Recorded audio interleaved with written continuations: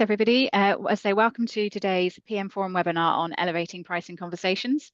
I'm Lucy Real, the BD Director at Boodle Hatfield, and I'm a member of the London branch at the PM Forum. Welcome Dan Kayne from O-Shaped and Verity Jackson-Grant from Simmons and Simmons. So high level, what are you seeing as the current pricing trends between advisors and their clients? And I'll go to Verity first.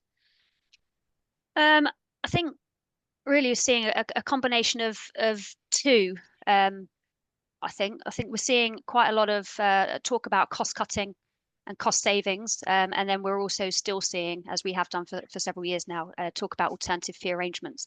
On the cost cutting front, a number of our big clients have been sending out the message that costs are really being scrutinized internally, really heavily. And the obvious way to reduce that is through pricing and the spend of the cost of legal fees themselves. I mean, there's a number of different angles I see it coming out. We've recently, and we're very near to publishing a new RFP approach, so a templated approach to how we feel general counsel now can buy legal services in the future. And it's been worked on widely from the GC community and the in-house heads of ops community. And so we'll open source it, I hope, in the next few weeks. How can advisors, I suppose, leverage more of those things that isn't about the value to move the conversation around from pricing, and how do you then compete with not compete, but work with the procurement teams to be able to try and move that conversation around from hourly rates in the spreadsheet?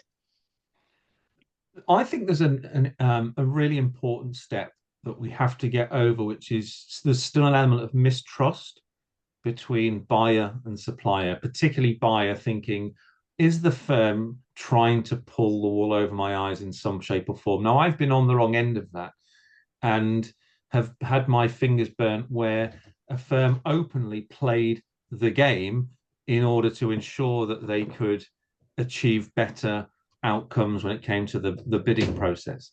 So trust and collaboration, and our approach, or my approach certainly, tends to be transparency.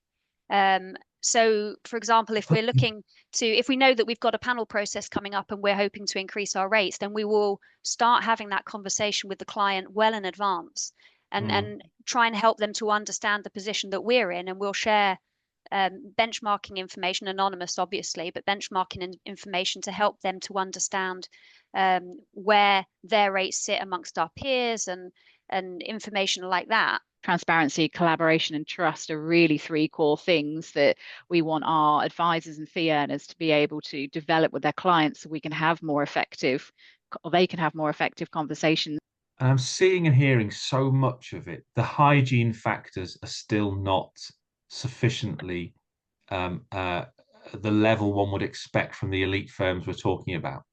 And by that, I mean some of the real basics, the stuff that people would expect to just be right, that bills would be correct or that they would be on time, that the right fee earner is doing the right work and there aren't mistakes in terms of hourly costs associated with one fee earner.